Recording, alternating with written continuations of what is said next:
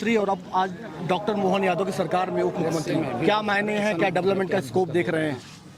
देखिए, भारतीय जनता पार्टी की सरकार पहले भी थी और अभी भी है, और जो विकास के कार्य पिछले 18 वर्षों से मध्य प्रदेश में चल रहे हैं, उसी का ये परिणाम रहा है कि मध्य प्रदेश से बीमारू राज्य का कलंक मिटा और मध्य प्रदेश विकासशील राज्यों की श्रेणी में आज देश में सबसे आगे चल रहा है। और हमारा लक्ष्य है विकसित राज्य की श्रेणी में इसको नंबर 1 के स्थान पर पहुंचाना।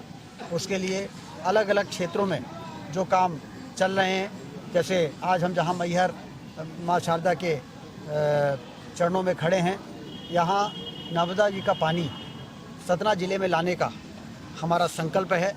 कल ही हमने बल्लभ भवन में एक बैठक की थी और श्रीमनाबाद में जो सुरंग है, जो 10.5 किलोमीटर बन चुकी है, 1.5 किलोमीटर बची है, उसको अगस्त तक में किसी भी कीमत पर पूरा करके और सतना जिले में नर्मदा जी का पानी किसानों के खेतों में पहुंचाने के लिए लाने का लक्ष्य तय कर दिया है।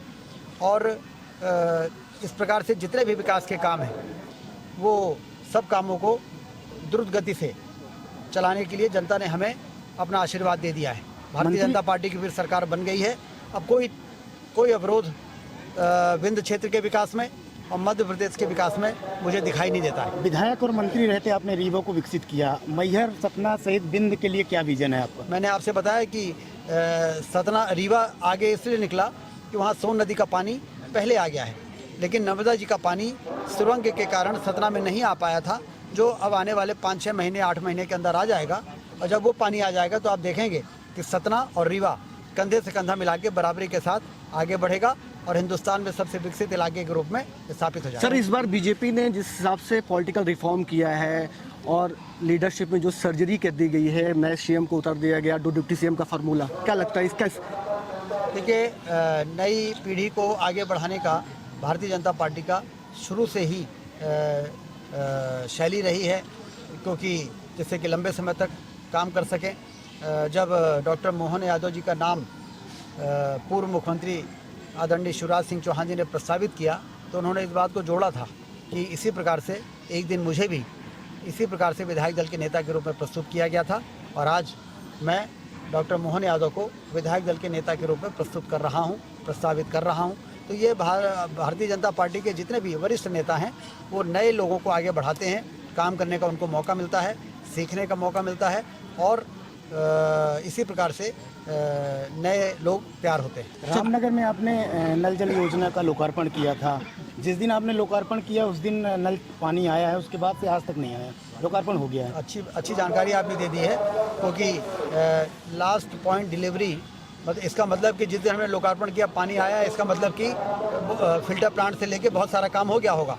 अब क्या अंतिम पॉइंट में, क्या डिलीवरी में क्या कसर है, हो सकता है कुछ वो लोग ठीक ठाक कर रहे हो, टेस्टिंग किए हों। मारकंडे ग्रीन वैली भी टेस्टिंग करने के बाद उसमें कुछ और भी सुधार की आवश्यकता महसूस किया होगा, इसलिए वो कर रहे हैं। मैहर जिले के विकास के लिए क्या योजना है अपनी?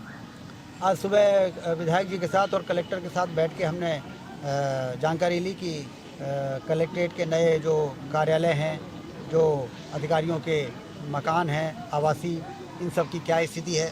नागौर से जो एक रोड आ रही है, जो रिंग रोड का निर्माण करेगी हमारे मैहर में, उस रिंग रोड की क्या स्थिति है, सारा जानकारी हमने ली है। हमने कहा भोपाल में एक बैठक करेंगे, सिर्फ मैहर जिले के लिए करेंगे, संबंधित विभागों के सारे अधिकारी रहेंगे, विधायक जी रहेंगे, कलेक्टर रहेंगे, सांसद जी रहेंगे, और हम लोग मिलकर वहाँ पर और चीज़ों को ठीक करेंगे। सब मंत्रिमंडल का विस्तार होने जा रहा है, तो क्या विंध्य क्षेत्र से और कौन मंत्री बनने वाले हैं, कुछ बता पाए? सिर्फ यही बस सवाल ऐसा है जिसका जवाब मैं नहीं दे पाऊंगा, क्योंकि इसके लिए आपको केंद्रीय नेताओं से बात करना पड़ेगा। मैहर जिले को भी मौका मिलेगा मंत्रिमंडल में। मारकंडे मैहर जिले को मौका मंत्रिमंडल ग्रीन वैली का आपने विकसित किया था, लेकिन उसका काम पूरा पेंडिंग पड़ा हुआ है।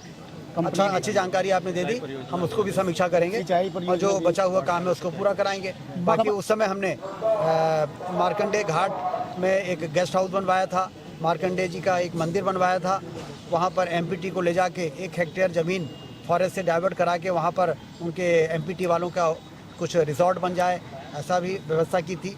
और सिसली का जो टापू है, उसमें प्राइवेट सेक्टर को उस टापू को डेवलप करने का, जैसे हमारा वहाँ पे है ना खंडवा में, इंदिरा सागर में, उसी प्रकार से बाण सागर में भी जो टापू हैं, जो पानी से डूबे नहीं हैं, वहाँ पर रिजॉर्ट बन जाए, लोग वहाँ पर जाएं पर्यटन के लिए, 4-4 5-5 दिन रुकें, एकांत में शांति का अनुभव कर सके, उसका भी काम शुरू हो गया। लाउड स्पीकर के साथ स्पीकर हमारे क्षेत्र में मांस मदिरा के लिए जो नए निर्देश जारी हुए हैं, हमारे क्षेत्र में क्या प्रभावशील कमलनाथ ने तंज भी कसा है। तत्काल प्रभाव से उसको लागू करने का निर्देश कैबिनेट की बैठक में माननीय मुख्यमंत्री जी ने दिया है। कमलनाथ ने तंज कसा है मदिरा की मांस की दुकानों को बंद और लाउड स्पीकर को लेकर के कि धर्म के प्रति हमारी सरकार वो नहीं करती है, भाजपा ही ऐसा करती है, इसलिए तो रसातल में चले गए।